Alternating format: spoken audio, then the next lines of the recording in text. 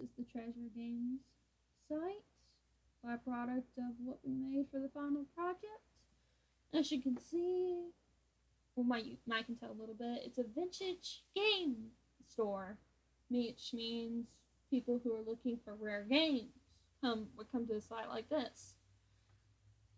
And for the reason it's called Treasure Games, as you can see up here, and as I said, well, rare games are like a treasure, as but anything with people value it that way.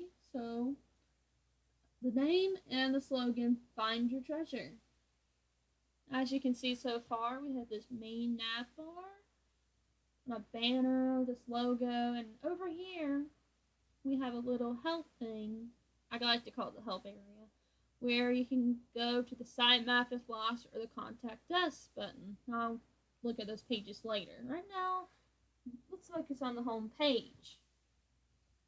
As you can see, besides, I already explained this, home page has a flex slider to go between pictures. Mostly put announcements in it.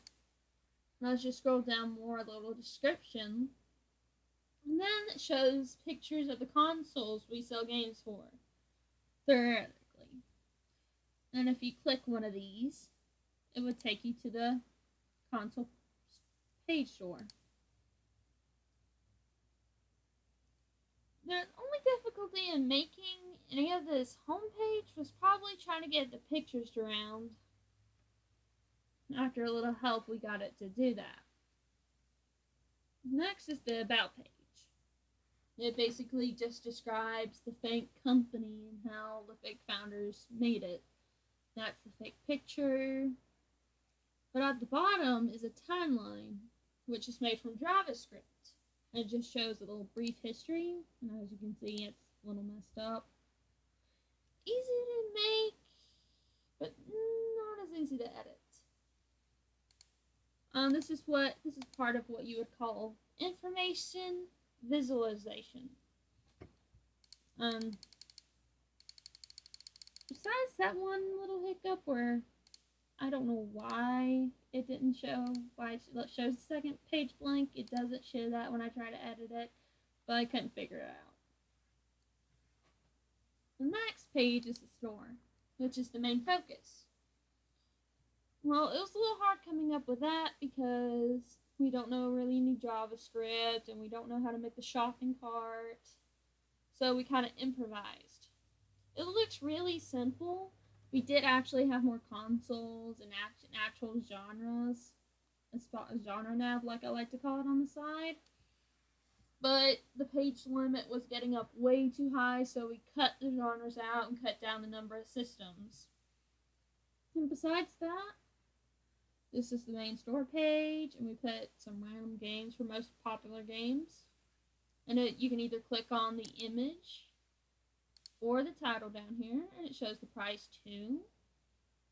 If you click on the game, it takes you to the description page with the price again, and an actual description and a bigger picture. If you go, and also, this is what it's called, breadcrumbs. I put it in there so you can easily get back to the store or go back to the console page. And to be actually go to each console page of the store, you can just click it on this console nav bar, and you can easily go back to any page or the store main page. To go back to the game description page, there's a buy now button. If you hit the buy now button, it takes you an actual purchase form where you find typical information if someone was going to buy a game. And at the bottom, to make it easy, is a return to store link. Takes you right back to this main store page.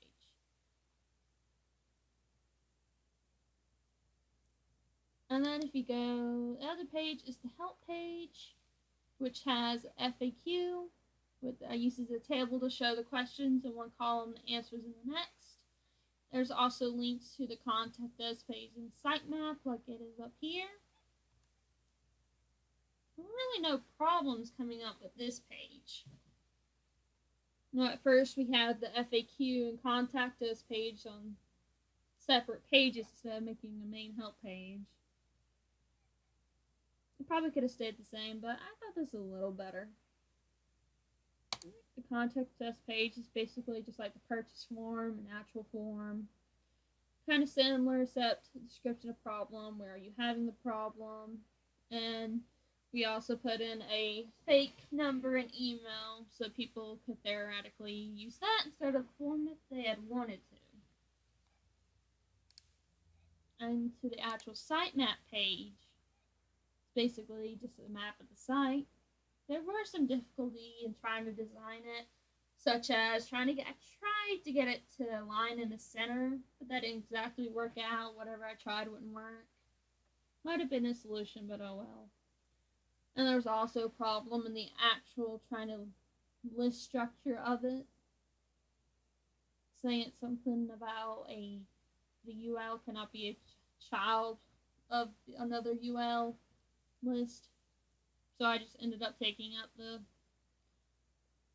UL inside the UL to leave it to make it like this. It looks pretty well though. But besides that, that's all there is to it. Well, like I said, we would have made it more with the store, but the page limit kind of limited us. Now, at first we had a lot of systems like Game Boy Advance, the Xbox, the GameCube. Honestly, this was about 4 rows long when we first started. But only other problem I can think of is this banner. You can see it probably looks kind of small for this screen since I have a bigger screen. On a smaller screen, it probably wouldn't look so bad. I tried editing it to where a longer banner would appear on a bigger screen, but that kind of didn't work out, so I just left it. And as you can probably see, it's kind of edited. I thought it kind of looked cool where the characters looked like they were chasing after an actual treasure. But besides that, that's the site in a cinch. I hope you enjoy it.